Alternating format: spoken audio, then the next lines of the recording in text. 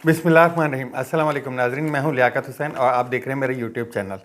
सबसे पहले तो हम खबर करेंगे जनरल बाजवा साहब का दोबारा हमसे रब्ता हुआ है, रूहानी रब्ता। उन्होंने जो जावेद चौधरी के एक कॉलम की वजह से किया है। वैसे नॉर्मली तो ये होता है कि जितने भी जर्नल्स या जो भी सरकारी अफसरान रिटायर्ड होते हैं तो वो 2 साल तक कोई इंटरव्यू नहीं देते, लेकिन जनरल बाजवा साहब ये रब्ता हमसे करते रहते हैं और ज़रिया है वो जावेद चौधरी साहब का कॉलम ही है।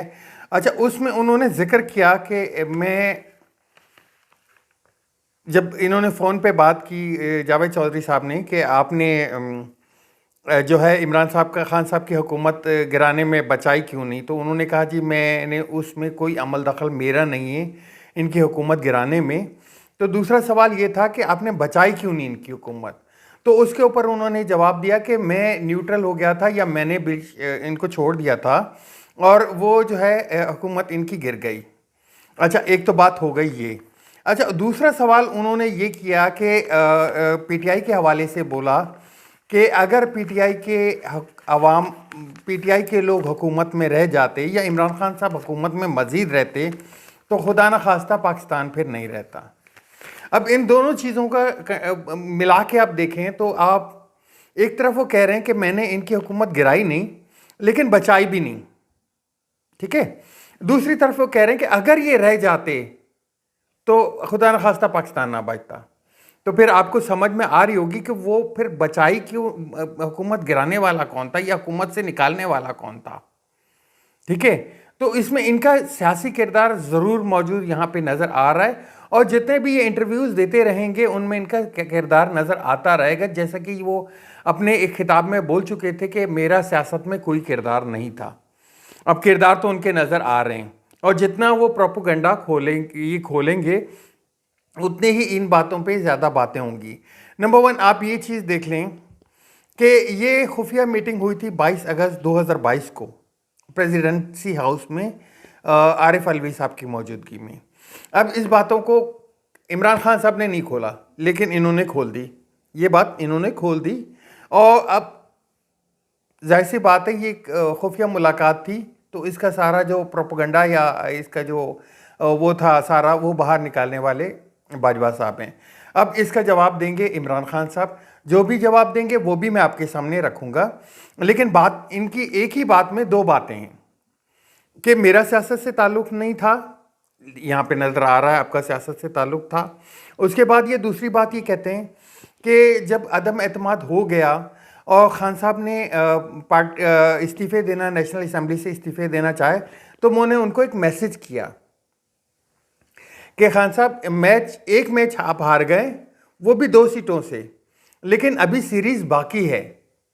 इसमें वो कहना ये चाह रहे थे कि आप इस्तीफ़े ना दें कौमी असम्बली से और रहें बीच में। सियासी बात तो ये भी हो गई कि अभी दो नशिस्तों से वो लोग जीते हैं, अभी मैच बाकी है और उन्होंने मेरे सवाल का जवाब नहीं दिया और उस दिन के बाद राब्ता मुनक़ता हो गया। अच्छा, ये जो 22 अगस्त 2022 की मीटिंग थी, इसके बाद 2 और नशिस्तें भी उनकी हुई थी जिसका उन्होंने जिक्र किया है और दूसरी 2 नशिस्तों में जो है एक इस्लामाबाद में हुई थी, एक पिंडी में हुई थी, इसका भी उन्होंने जिक्र किया। तीसरी उन्होंने बात की कि तीसरी बात इमरान खान साहब बात नहीं मान रहे थे। अब बात यह है कि इसमें अगर इमरान खान साहब बात नहीं मान रहे थे तो इमरान साहब तो राब्ता करने वाले नहीं थे, राब्ता करने वाले आप थे। ये राब्ता आपके थ्रू हुआ। एक निजी टीवी चैनल पे शिबली फराज जो कि इन चीज़ों के गवाह थे या इन चीज़ों को इस मुलाकात के एक एविडेंस थे, उन्होंने ये बताया कि मुझे ये लगता है कि बाजवा साहब वहाँ पे मौजूद थे और बाजवा साहब ने जो है इस मुलाकात का इजहार किया था। वो इन चीज़ों से ज़ाहिर हो जाता है। दूसरी चीज़, जावेद साहब यहाँ कहते हैं कि जो है इमरान खान साहब ये बातें इतनी सूट नहीं की या इन बातों में इतनी कोई लाहे अमल तय नहीं पा सका। इमरान खान साहब ने खाना नहीं खाया और खाना छोड़ के चले ही गए, जिस पे शबली फराज साहब ने कहा कि वो बाहर का खाना कम ही खाते हैं। लेकिन मुझे नहीं पता कि अंदर की बातें क्या हुई। अब ये अंदर की बातें डिस्क्लोज़ करने वाले कौन हैं, ये भी आप देख लें कि अंदर की बातें डिस्क्लोज़ होती चली जा रही हैं। ये मीटिंग चली थी तकरीबन 45 मिनट तक। अच्छा, दूसरी खबर मैं आपको देता चलूं कि जो आरिफ अलवी साहब हैं उनकी दोबारा से मुलाकात हुई है आज ज़मान टाउन में इमरान खान साहब से। अच्छा, आरिफ, डॉक्टर आरिफ अलवी साहब हैं, उनका अब किरदार बड़ा अहम होता जा रहा है दोबारा से, क्योंकि जब 43 साल के रिवाइव हुए हैं इनके पीटीआई के, तो वो राजा रियाज साहब को जो है जो अपोजिशन लीडर बने हुए थे उनको हटाने के लिए सरगर्म हो गए, और कल तक या परसों तक अपना उम्मीदवार वहाँ पे अपोजिशन लीडर चुन लेंगे। आरिफ अलवी साहब की मुलाकात हुई, उनकी मुलाकात बड़े खुशगवार मूड में हुई और आइनी बहरानों पे बात की गई। मुल्क में इस टाइम पे 3 किस्म के बहरान चल रहे हैं, एक तो सियासी बहरान है, एक माशी बहरान है, एक जो है अब आइनी बहरान की तरफ मुल्क बढ़ रहा है। क्योंकि इलेक्शन को जब असेंबली तहलील हुई है उसके 90 दिन के अंदर इलेक्शन कराने होते हैं, ठीक है, 90 दिन के अंदर इलेक्शन कराने होते हैं, और कोई भी इलेक्शन जो होता है उसको 2 महीने पहले अनाउंस कर दिया जाता है। अब असेंबलियाँ टूटे तकरीबन महीना होने वाला है, 30 दिन मुकम्मल होने वाले हैं, लेकिन इलेक्शन अभी तक अनाउंस नहीं हुए, जिसके ऊपर आज लाहौर हाई कोर्ट का एक बड़ा फैसला था कि जी ये तो आपको जो है निगरान हुकूमत सेटअप करने से पहले आपको इलेक्शन की डेट अनाउंस करनी थी। तो इसके ऊपर भी कल मज़ीद हेयरिंग है।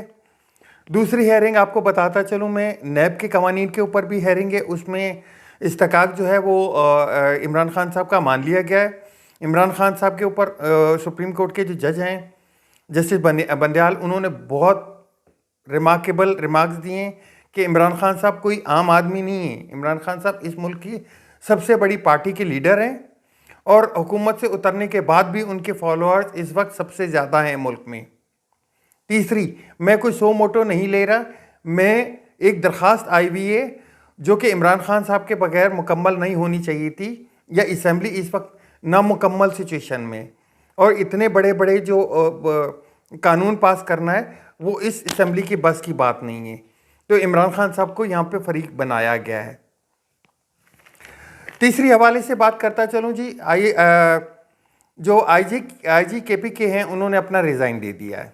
मैं आपको पिछले व्लॉग में बता चुका हूँ कि जी जिस तरह से इलेक्शन से भागा जा रहा है, पहले तो चीफ सेक्रेटरीज ने मना कर दिया, उसके बाद सिक्योरिटी प्रोवाइड करने से मना कर दिया, उसके बाद वजारत ख़जाना ने पैसे देने से मना कर दिया कि पैसे नहीं हैं, उसके बाद आईजी पंजाब ने अपनी जो है पुलिस देने से मना कर दिया कि जी हम बहुत बिज़ी हैं, हम बड़े उसमें हैं।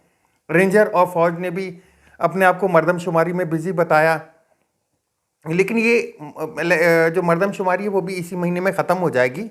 अच्छा, वहाँ पे एक बंदा था आईजी केपी के जनाब मौज़म जा साहब, मौज़म जा साहब, तो उन्होंने कहा था कि मैं सिक्योरिटी देने के लिए तैयार हूँ, लिहाजा उनसे इस्तीफ़ा मांग लिया गया है। अच्छा, निगरान हुकूमत के पास ये अथॉरिटी नहीं है कि वो किसी का इस्तीफ़ा ले या वो किसी को तब्दील करे, तो उनको आज जो है केपीके के आईजी को रिमूव कर दिया गया है। गवर्नर जो इस वक्त जो निगरान सेटअप है, निगरान सेटअप के पास इतनी पावर नहीं होती कि किसी के रद्दोबदल तबादले या ये कुछ करे, वो उसको इलेक्शन कमीशन को लिखना होता है। तो अब जिन्होंने हामी भरी है उनको रास्ते से हटा दिया गया है। तीसरी बात मैं करता चलूँ मरीम नवाज़ साहिबा के हवाले से। मरीम नवाज़ साहिबा ने आज जो है इलेक्शन कमीशन एक जलसे में खड़े होकर बड़ा खिताब किया कि आपको पता है ये पेट्रोल महंगा क्यों हो गया है, आपको पता है ये सारा बहरान क्यों चल रहा है, आपको पता है मुल्की ज़र मुबादला क्यों गिर गए, आपको पता है ये महंगाई क्यों हो गई है इतनी। इन सब के पीछे एक चीज़ का हाथ है, वो है इमरान खान साहब की घड़ी। इमरान खान साहब का नाम लेना पसंद नहीं करती हैं, लेकिन एक ही जलसे में खड़े हुए 22 दफ़ा कोई उनका नाम ले चुकी हैं। तो अब आपको सब समझ में आ गई होगी कि ये मुल्क की जो बेरोज़गारी है, महंगाई है, ये जो तबाही मची हुई है, इन सब के पीछे खान साहब की घड़ी का हाथ है। दूसरी एक बात बताता चलूँ मैं, जो IMF का इनके साथ मुआहदा हुआ है उससे इतनी बड़ी महंगाई आने वाली है कि मैं कहता हूँ कि कम से कम 4 से 5 करोड़ लोग खते गुरबत से नीचे जाने वाले हैं, और इस महंगाई से जिनको असरात नहीं होंगे या नहीं पहुँचेंगे वो मुश्किल 50 लाख से 1 करोड़ होंगे, बाकी सब मुतासर होने वाले हैं। मिडिल तबका जो है, मिडिल घराने वाले, वो लाजमी तौर पे इससे नबरदज़मा हो रहे हैं, क्योंकि पेट्रोल और बढ़ाने के उसमें आ गया है, सेल्स टैक्स लगने जा रहा है, डॉलर को जो है फ्री फ्लोट कराने देने का बोल दिया गया है, बिजली और गैस के रेट भी बढ़ाए जा रहे हैं। दूसरी एक चीज़ जो मेरे समझ में नहीं आ रही है कि जून तक 16.2 अरब डॉलर कहाँ से आएंगे।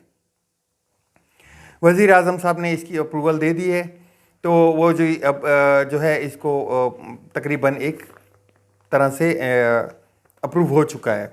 ठीक है, चौथी जगह पे हम चलते हैं शेख रशीद साहब के हवाले से। शेख रशीद साहब जो हैं उन्होंने आज एक बयान दिया कि जी पेट्रोटिक एक नई पार्टी बनाई जा रही है जिसका सरबराह मुझे बनाने की कोशिश की जा रही है और मैं ये काम करने के लिए तैयार नहीं हूँ। मैं इमरान खान साहब का कभी भी साथ छोड़ने के लिए तैयार नहीं हूँ।